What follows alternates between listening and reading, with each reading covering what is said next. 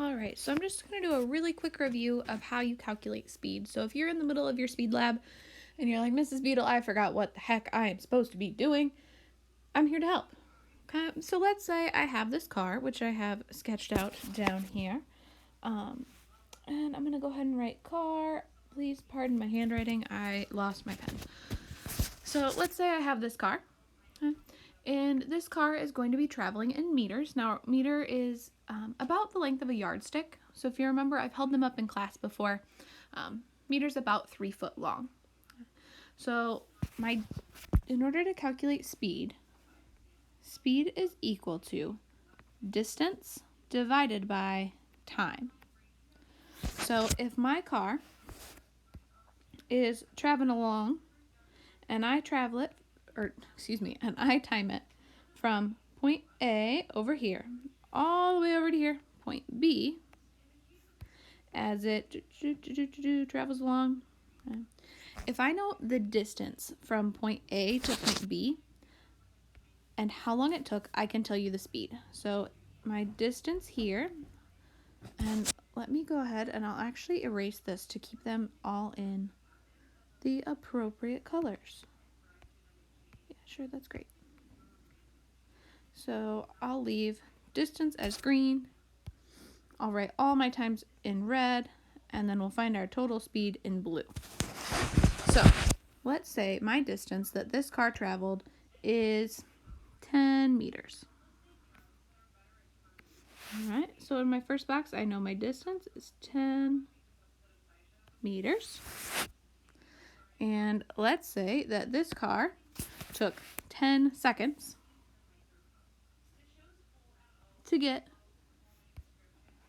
from, nope, still not what I want, to get from here to here, 10 seconds. So it traveled 10 meters in 10 seconds. Now, in order to find my speed, like I have down here, speed is equal to distance divided by time. So if I take my distance, 10 meters, divided by time, 10 seconds, 10 divided by 10 leaves me with 1. And then all I'm doing for my labels, I'm taking my label on the top and label on the bottom. So if I were to write this out for you, I'm going to scroll down and use white here. So my speed is equal to my distance divided by my time. So in this situation, I had 10 meters divided by 10 seconds. Now, I'll go ahead and I will do this part of the division. Okay, so that equals 1. And then my label is literally just the leftover. Meters divided by seconds. Meters divided by seconds. So my label is literally just the remnants, or that leftover part, from the work I did. So let's go back up and give another one a shot. Ooh, so many things are moving. Okay. So let's say I can take my car now, and my car goes from point A to point B again, but this time it's going faster. I can tell. So my distance is still going to be 10 meters. And then let's say my time is 5 seconds. It only took the car from this point here to this point here. It only took it 5 seconds. So I'll take my distance divided by my time. I will take, not a lightsaber. I will take 10 divided by 5, and that leaves me with 2 meters per second. Again, leaving my labels. If you are not confident with your dividing abilities in your head, I'm obviously picking problems that are pretty easy, but if you are not confident in that, feel free to use a calculator. All right, this last one, I'm going to mix it up a little.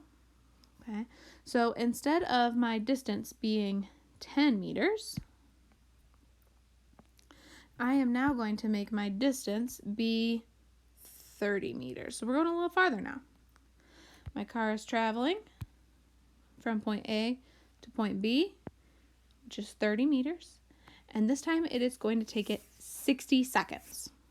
All right, so let's add that into our table.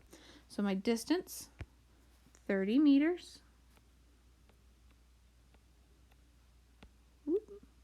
My time, 60 seconds. Oops, that's not the right color. 60 seconds.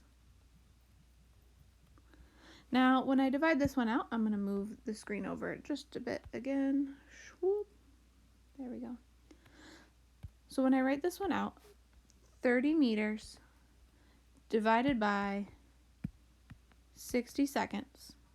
Again, not the right color. Mrs. Beetle, get your head on straight. 60 seconds. All right. 30 meters divided by 60 seconds. I am going to end up getting a fraction as my speed. So if I take this part here, 30 divided by 60. If I type that into a calculator, I'm going to get 0.5, which is an acceptable answer. 0.5 meters per second. I can also leave it as a fraction. So 30 over 60 is the same thing as saying 3 over 6, because I can cross out these. And 3 over 6 is the same thing as 1/2. So I could also write 1/2 meters per second. And just like that, you have your speed, 0.5 meters per second. We have just done 3 speed calculations. Here they are. If you are done with that, you know how to do the average, then go ahead and move on. If you want a quick review of the average, I'm going to go into that as well. I'm going to do it right up above so I can keep my data. There we go. So in order to find an average is equal to all of the trials. So I'm going to little label trial 1 plus trial 2 plus trial 3. So add everything up, and then you're going to want to divide it by the number of trials you have. So in this case, I had 1, 2, 3 different trials. So I'm going to divide by 3. So let's go ahead and plug in our numbers. My average is equal to, I had a speed of 1 meters per second plus 2 meters per second plus 0.5 meters per second. All right, and then I'm going to end up dividing all that by 3. So if I look at this, this is going to equal 3.5 divided by 3, and I'll plug that into my calculator, and I get 1.16 repeating. So my average is equal to 1.16, and over and over again, we can leave it rounded off as 1.16 or 1.17, and then we'll leave our label the same as it was before, meters per second. So I'll come back down here, and average is 1.17 meters per second.